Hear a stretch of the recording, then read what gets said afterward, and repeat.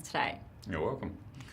I wanted to start with asking you a few questions about your career. It's a big job that you are in now. Can you tell us a little bit about your job? I'm the Secretary of the New South Wales Department of Premier and Cabinet, and that's something I probably never thought I would say. So you get the chance to serve the community in which you live, and I get the chance to serve the community in which I live and where I was born and bred in New South Wales. And it's often said that it's an honour and a privilege, and the reason it's often says is because it is an honour and a privilege to actually serve your community. And I probably now have the best job, besides the Premier, in the state of New South Wales. That's the way I see it. So it's wonderfully said. Tell me a little bit about how you got here. I've had a long career in transport and infrastructure in terms of my entire career. I've stayed in that area. I've worked here, I've worked internationally, but largely in that space. And I became interested in urban systems and just how cities work, and also just how a transport system works. And that's sort of where I just got interested in my career, through civil engineering and then through planning and economics and finance, etc. And they're just the things that I like, and that's what I'm passionate about. And they always said, combine your passion with your work life, and it doesn't feel like work, and that's where I am. So I did that for a long, long time, and ended up having one view to actually probably become Transport Secretary one day. I had that view 20 years ago this year, when in 1998 that I first saw that role and said, I'd like to do that one day. So I had a pathway to actually try and do as best I could to achieve it. And one day, surreally, Premier called me up and said, I'm giving you the job a few years ago, and it was best day of my professional life. And then the best day after that in my professional life was when another Premier called me up, Premier Reardon, and asked me to come and be the Secretary of Premier and Cabinet. And it's only when you actually do those roles you realise what a privilege it is to actually be in that role. So that's how I got here. You have also been a major advocate for gender equality and flexibility in the workplace. What's driven that?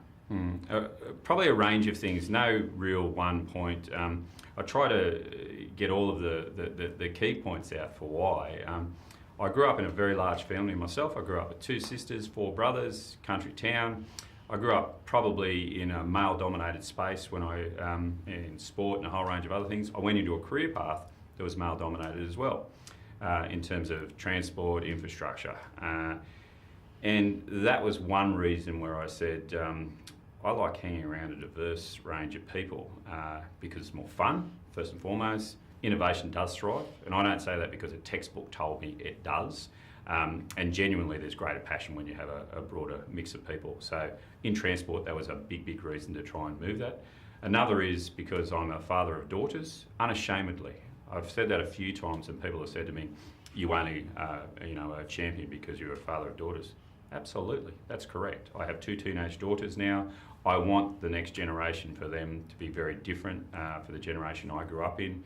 I want them to have every rich reward that they can have, and to be strong, young, independent women, which they already are, I can assure you, but to actually have the opportunities in their career and understand those key milestones in their career when things may change for them. I'm sure we'll talk about when they become parents, if they do, what that means for their career. I also have looked at so much data and done so much research in the area in the last few years, since I became Transport Secretary in particular, because it made me very passionate. I had strong values already, but I got an even stronger value about this in particular, because I saw how gender imbalanced transport was. And when you become the leader, that's where the privilege has to turn into action, and you have to do something about it. It's your moral obligation to do something about it. And I went at it pretty hard since that point in time, and I won't stop for the rest of my career. You are a father yourself, as you've said. What surprised you most about becoming a working father? Not a lot, I've got to say. Again, one of 7 children myself. I'm married to a beautiful Irish woman. She's one of 9. So we're used to seeing lots of people. We've heard every joke you can imagine about Irish Catholics and all the rest of it. But we're used to seeing very large families, lots of cousins, lots of children, so not a lot. When we spoke to our respective parents about becoming parents ourselves, they went, who are you again, and what's your child's name, and they were just one of many. So we didn't have we're the first grandchild sort of impact. So not a lot surprised me. I'd been very used to many kids, as I said, from my brothers and sisters and my brothers-in-law and sisters-in-law as well. So I was well ready to probably become a parent. The main thing that did surprise me to this day, I remember someone actually in transport saying to me, they are the largest, most beautiful waste of time you'll ever find, a child. And I have a 17-year-old and a 15-year-old, and for all the right reasons, I would waste all my days with them every day of the week. Tell me a little bit about what happened to your career as a new father. To my career personally, absolutely nothing. Not one thing changed for me. I can remember the 2 days that my daughters were born, and absolutely nothing changed for me. I took a very small amount of leave when they were born, like most men would have at that time, and it's not that long ago. And but nothing changed in my career, and I'm sure we'll talk a little bit about what conversations my wife and I had, but nothing for me changed at that point in time. Yeah, tell us a little bit about that. What conversations did you and your partner So have? my wife and I, like everyone else, would have said, who will be the dominant breadwinner? But we probably had those conversations quite a number of years prior about what we would do, and we ended up doing what a traditional man and woman would do who become parents. I stayed as a predominant breadwinner. I can assure you I had very strong discussions with her about how it'd be great for her to be the predominant breadwinner, because I would have been quite happy to be the stay-at-home father. Whether it was trendy then, whether it was something that was done broadly then, I genuinely am the third child in my home, and I would have been more than happy to stay at home with my daughters from a very young age. We just happened to make decisions where she and I, my wife and I, decided that these are the roles we would play, and we went about those roles. She is a frontline worker, a paediatric emergency nurse. She took 2 6-month leave periods for both my children, right on 6 months, and went back to work. And go back to your earlier question about what made me passionate about it is, I asked my wife when I became Transport Secretary, what was the scariest day of your career about having children? And she did immediately say to me, the very first day she came back and said, scariest day of her career, it stuck with me since that point in time. She said, you have to readjust and prove yourself again to absolutely everyone in the workplace that you're up to the job. And it was probably the worst but best thing I'd heard, and I took that with me from that day forward. What surprised you most about that comment? The strength of the comment. The lack of confidence of going back into the workplace could be so strong after a 6-month period of not being connected to your workplace and not having the communications with your workplace, being off with a child, nurturing, doing all those wonderful things, but thinking, even just during a short period like 6 months, that you could walk back in and basically your career had been put on ice to the extent where you had to prove yourself again. I just found that so unfair and so unjustified that that's how people felt. I would do everything I could to ensure that my workplaces, that I had some influence in with and leadership for, do something about that very moment of truth. And that's what I called it, a real moment of truth for a person walking back into the workplace. And at DBC in particular, you are very good at exactly that in terms of supporting women back to work, but also dads as well. Yeah. What advice would you be giving to new parents around that transition, around how they actually think through that and set themselves up for success? Yeah, well, without getting into their own circumstances, but having the conversations with each other and being very clear on what you want as a couple, as parents, and what your expectations are, and knowing full well that you need to keep things flexible, because kids won't run to the same playbook that you might want them to, so you need to be flexible. And so does the workplace. The workplace needs to be flexible to that as well. So your plan A might be to do whatever you decide to do as a couple. You need a plan B and C, and your organisation need to give you permission to have a plan A, B and C as well, for whatever circumstances might come in front of you. Secondly, to strongly have a conversation with your organisation, and that means your direct leader. Your direct leader, and feel permissioned, feel confident to go and have that conversation, because last I saw, I'm running my organisation and the tone comes from the top, and that's my expectations. Because one, I would have loved a lot more permissioning when 17 years ago when I was becoming a parent. It just wasn't as normal then, but I love how it is now. I absolutely love how it is now, that men, women can walk forward to their leader and to their boss and actually ask that question. So I'd strongly advise men in particular to walk forward and have that conversation with their manager and seek the permission to do what their plan A, their plan B or their plan C might be. We do still see that a significant number of men and women are exposed to biases both in the workplace and outside of it. And how do you encourage them to speak up about those? All I can do is telegraph my voice as much as possible. So say the same thing 1,000 times and then say it 1,000 more times, and it might just start morphing through. So we have good policies, plans, programs all in place, the permissioning's all there, but they're only as good as the people and the culture that actually drive those. I'd have to say, in Premier and Cabinet, I find it fantastic and easy. The culture here is magnificent in terms of diversity and inclusiveness, in terms of gender balance, in terms of truly a workforce that represents the community it serves. People go about their flexible work here, whether it's job sharing at a very senior level, staying connected while they're on maternity or paternity leave and coming back in, having stayed fully engaged with the organisation, looking at people being in talent pools for promotion while they're off on maternity or paternity leave as well. They do magnificent things in this organisation. I just need to tell as many people I can across the 400,000 New South Wales public service and more broadly that it's okay, and these are the types of things we like you to do now. And we don't like you to do them because it's trendy or it's just a new fad or it's the where we need to go to. It's all those things, but it's about the productivity of the state. And the number one thing more than above everything else for sustainability of the state is our productivity as a public service.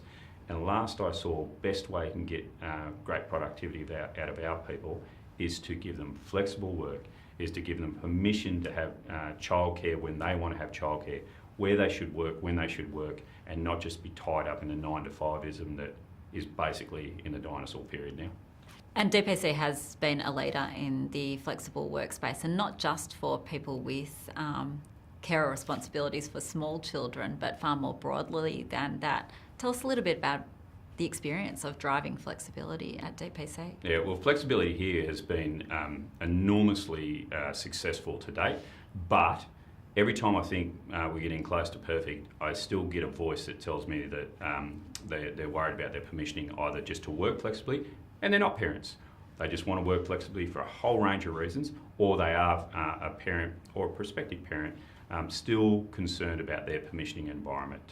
So you need to remain vigilant with that. One of the things we've found here is, and we're relaunching right at the moment, flexible work programs again, because we have a probably relatively high turnover because a lot of people like working here and then they unleash themselves into other parts of the public service. With that turnover means a lot of new faces coming into the place, and we have to tell them the same story over and over again, that they do have the permissioning to ask for flexibility. We should be 100%, if not why not, fully flexible, and we'll have that by 2019 because that's what the Premier of this state said just a few short years ago, and we should be able to do that quite readily in a relatively small agency like DPC, and we will do that, but we need to do more than that. We need to telegraph our good stories out to the rest of the public service about what's possible, what's available, and what some good practice looks like, what we've learned from our mistakes along the way as well, because as a central agency, it's not just a role to pat ourselves on the back that we're going quite well with all of those things about contemporary and modern workplaces. It's up to us to lead and share our voice to the rest of the public service as well. What are some of your favourite flexible work stories? I am often asked about what I do. I basically read all my board papers on a Sunday, so that's pretty flexible. I try to get away on a Friday morning, always for site visits or just to be out and seeing people. And I will actually work flexibly to ensure that I do those traditional iconic things for possibly a lot of senior males executives where I can assure you, I could tell you that I've been to every one of my children's parent teachers and orchestras and every other major event they've had in their life. I've just prioritised those as my flexible times, and they're sacrosanct in the diary. That's just flexibility that I want. I actually enjoy otherwise my flexibility being fairly fulsome days and I'm a little bit of a people person, become more and more of a people person as I've gotten older, and I do actually like being in the office and or out speaking to people in the public service or the private sector a lot. So therefore, I just like being in and around the workplaces. That's just my story. Others in the agency, we have two very senior leaders in National Disability Insurance Scheme as two project directors. I've said they're the best job share arrangement I've ever seen. Carolyn and Gabby, they are unbelievable. They are so seamless as a senior leadership team in how they go about their work. Their program and project management skills are top class, and whenever I see one or the other, they do not miss a beat in terms of their handovers. They are the best job share I have ever seen. They're quite extraordinary. So they are an iconic story for us. Many people do lots of things, but the really great surprising thing is things like promoting people from talent pools when they're on maternity leave is something as a social responsibility and a moral good that this place should be very proud of. That's the type of thing that they should be very proud of, and they go and do it. They don't just talk the talk, they walk the walk. We know that there is still a challenge in terms of the formal flexibility and formal job redesign, if you like, particularly at senior levels. Mm-hmm. How do you see us tackling that as a society or as workplaces to ensure that there isn't a ceiling if you are choosing to work part-time? Yeah, I think we'll need to continue to fully tear apart most human resource programs and norms over the last 40 years and put them back together again. And that takes time, and it will continue to take time, but all you can do is disrupt it as fast as you can.